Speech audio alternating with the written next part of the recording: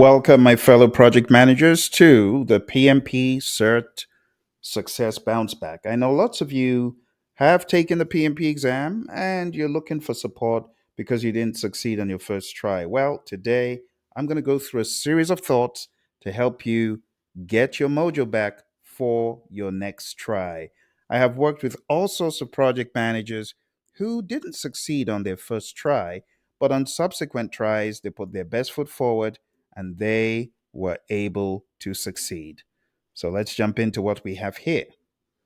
Today, we're going to take a look at decoding your exam report, analyzing your weak areas, and building the right study mindset, effective study strategies, and the philosophy for the PMP exam. And then we're going to talk about turning weakness into strength, mastering exam day strategies, and maybe a little bit about life afterwards. Because you got to identify that there's a life after the exam, and that's what you're gearing up to do. You're preparing for success, but there will also be life after the PMP exam. So, once again, welcome. Let's jump straight in. This guide, you can look at this as your roadmap to bounce back and achieve success. And I'm going to talk about the tools and the resources and the mindset to overcome challenges.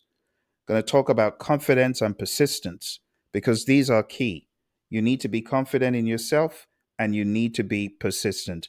I remember someone who spent all his time working on this exam for 3 years nonstop. And first try, not a success. Neither was the second try. But on the third try, success.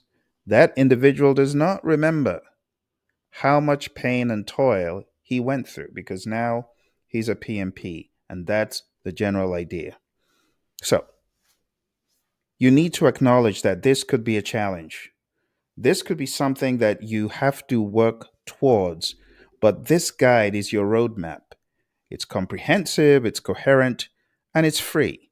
And it's designed to help you bounce back and achieve success. We're going to address the challenges you faced and provide the tools and the resources and the mindset to overcome those challenges. We're going to analyze your PMP exam report and close any gaps. So let's start this journey from today with confidence, knowing that you can succeed. As I always say, failure is not the opposite of success, it is part of the process. So let's turn this process into your progress. So, welcome again, my friends, to the journey of resilience. I am genuinely glad that you are here.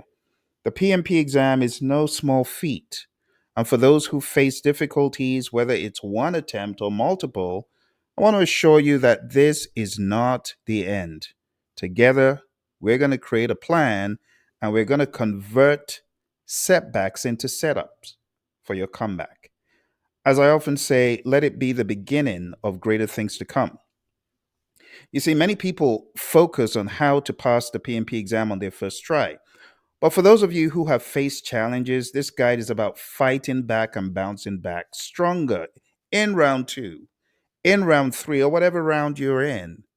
Because failure is not final, it's a chance to refocus and refine. Let's talk about redefining success. I call this the PMP success bounce back. Why is that?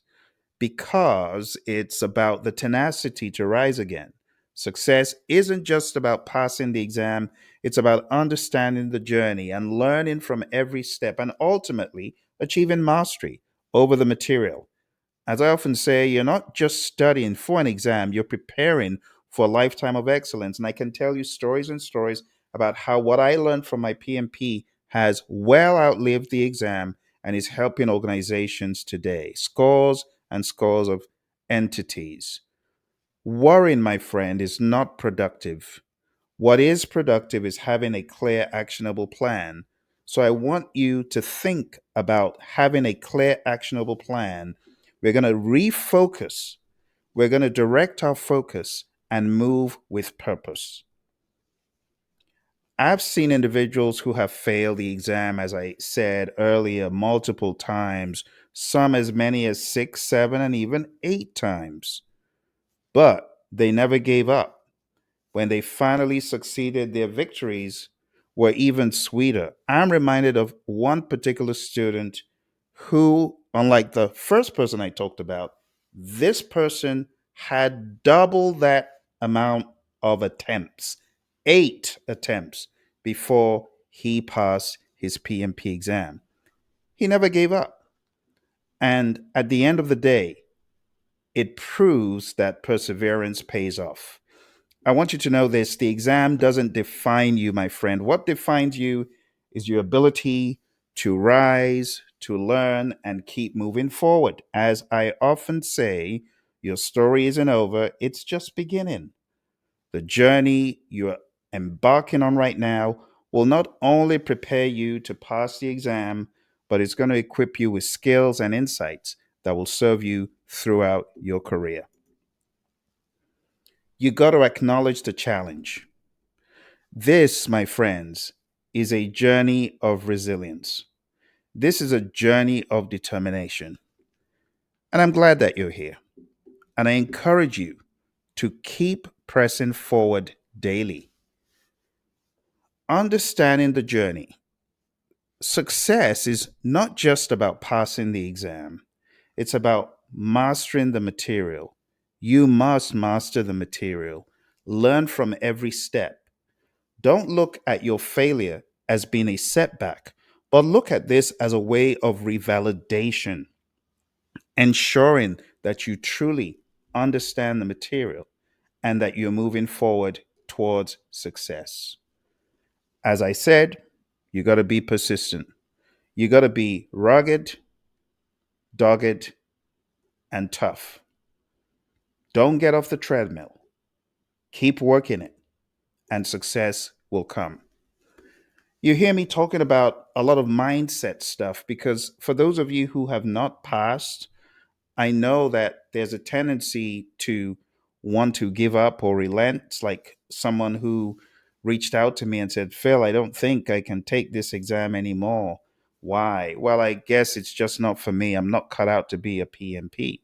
And that was one of the biggest lies. And it was sad because this was a very gifted traffic engineer, but he gave up.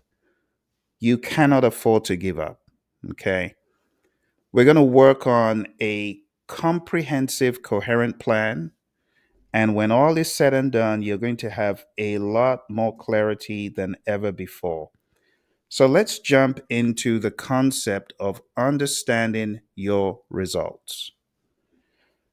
The PMI gives you a result sheet, and this result sheet breaks down people, process, and business, the three domains, into the different tasks.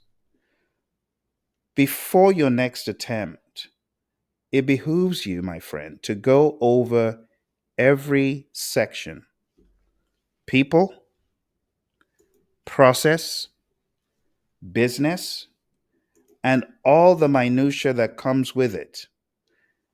And as you go through the details that come with it, you're going to identify tasks where PMI says you are below. Some it may say you're average. Some it may show you as being above. Take note of all that minutia. And at the end of it all, hone in on those areas where it says you're weak. Anywhere it says you're weak is an opportunity for you to deep dive, go into every aspect of that task, and make sure you are closing the gaps. By closing the gaps, I mean you're reading a book that talks specifically about that section. You're taking quizzes that test you specifically on that section. And you're doing that across Agile and Hybrid and Predictive. Let me illustrate to you what I'm talking about because seeing is believing. I'm going to show you a spreadsheet that I need you to complete. If you fail the exam, look for a link below, and I want you to follow this link, download the Excel sheet, and fill in this sheet with your results. Okay. As you can see over here, I'm going to minimize my camera so that you can see it full. But as you're taking a look here, this is the people domain. In this example, we have task one and task one. It shows that this person didn't do too badly in task one. Task two, not very good because all the way to the left means bad. And in the middle, this means average. So you need to go through the people domain, for example. When you download this sheet, you need to change the color of each of these cells just to pinpoint what is low, what is high, and what is medium. So if there's anything that is low, those ones definitely hone in on them first. Do that across people, do that across process, do that across business. Note where you're low, and then read the tasks. In fact, you might want to use my pmp.pmradio.org or study.pmradio.org material and really use those videos to hone in on those tasks. In this case, this is lead a team. So it says weak in lead a team, like really bad in lead a team. Close those gaps. Do that for all the ones you're low in. Then do that for all the ones you're medium in. And at the end of the day, those that you're high in, just note them and ask the question, do I really understand this or do I need another dose? You do that for people, process, business. When you are done with that, closing the gaps, taking quizzes, such as on pmpdoctor.com, it helps you know for sure I've closed a gap in every one of these tasks. I've closed the gaps across every domain. I've read the book. A book that helps you hone in on each task is the book called PMP Exam Immersion. As you're immersing yourself into each task and delineating fact from fiction, you're going to get stronger. But it is an intentional plan. And I want to challenge you. Even if you were weak in all 35 areas and you studied one area a day, in about a month and 5 days, you should have covered every gap. So, where are you going to start from? I encourage you to start now. Go over your exam report, okay, as I'm showing you over here, and ensure that the gaps are closed and ensure that all the theories and the concepts are well understood. When they are well understood, you are on a better footing to face the exam on your next go round. And if, as we're going through this, you have any questions whatsoever, I want to encourage you to put them in the comments. Don't be shy. Put them in the comments, and I will get back to answer your question as soon as I'm able. All right, but let's round up today's session. I'll be back with additional sessions as we continue on this journey together. And if you have succeeded recently and you want to share that, please go ahead and do so. Okay. But do not feel discouraged. A lot of my champions, people who beyond PMP go on to succeed as project managers with PMPs, they are those who do not give up. Just because they fail the exam once or twice does not mean that they are a failure. Instead, it could actually mean that they will be successful when they finally get it down, maybe even beyond more than what other people would, because they value the exam going through the blood, sweat, and tears. So, my friend, understanding your results is important. You must understand your PMP exam report as I showed you, the details in the report. And as I said, you got to turn the data into action. Don't just read the data, but let's take action and bring things back in alignment. Let's make it a 180 turnaround. Okay. I would also recommend that as opposed to looking at what other people did, understand your unique report because it shows where you are and where you need to go next. You don't need to copy what anyone else is doing. You got to understand your report for you.